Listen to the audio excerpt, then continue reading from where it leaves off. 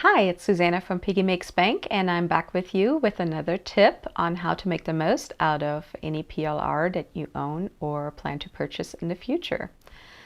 Let's start today's video with a question. How much PLR or pre-written content do you currently own? I don't know about you, but for me, it is and often was a whole lot. Because fun fact, Tracy and I were PLR customers long before we became PLR providers. And we have bought and hoarded our fair share of PLR content. I'm pretty sure I still have some hard drives sitting around somewhere with some content that I don't even know I own anymore at this point.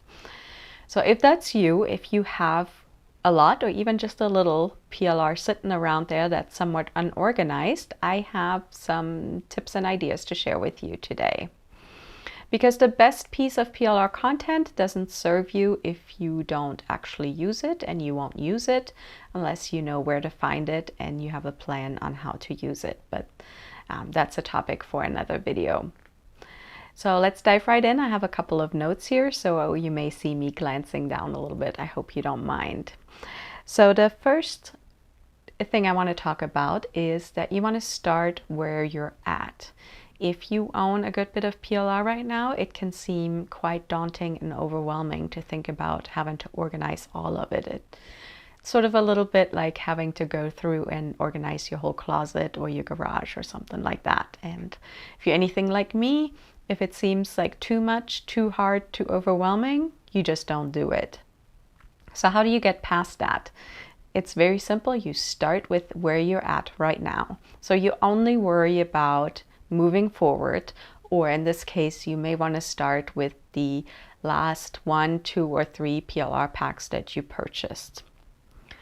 The next thing is you want to come up with a system. You want to create a system that works for you. You know yourself best.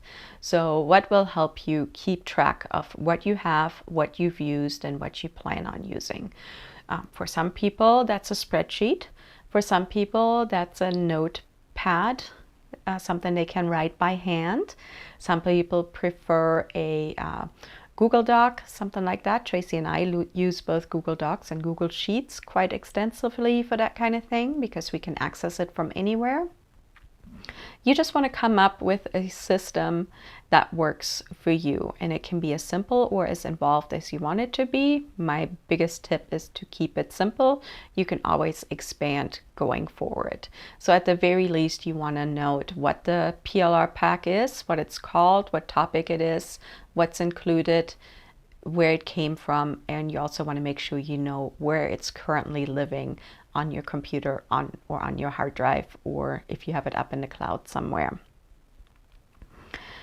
So once you have that system, I next encourage you to use folders extensively. Folders are your friends. Folders help you group like-minded content together. It helps you move stuff around as you go from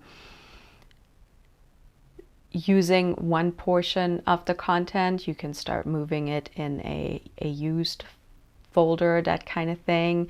You can group things that you plan on putting together. You can throw things in a folder that you plan on working at during the next week, that type of thing. So use folders, use them extensively, and you can use them just on a hard drive, you can use them on your computer, or you can use cloud systems like Google Drive or Dropbox to use these folders. And then last but not least, I would encourage you to create backups and to save the originals. It's tempting to think that the person you bought or business you bought the PLR from will keep the original copy that you purchased in the member or download area forever. And in some cases that's true. We certainly here at Piggy Makes Bank do our best, but things happen. Products get retired, businesses close, and sometimes, just technical stuff happens where files get corrupted, that type of thing. So it's in your best interest to create a backup and put the original PLR file somewhere safe. Then when you're getting ready to work on it, what I do is I make a copy of whatever I want to work on and use that as a working copy, and I still have my original. And again, if you're using folders, that's very simple. And if you're using an online folder system like Dropbox or Google Docs, for example, it's very easy to access that content from a variety of different devices. So that's my tip. I hope you found it helpful, and I hope this gives you some ideas on how you can get more organized with your PLR content. If you enjoyed this tip, found it helpful, I would love a thumbs up, and please subscribe to the channel, and I'll be back with another tip for you.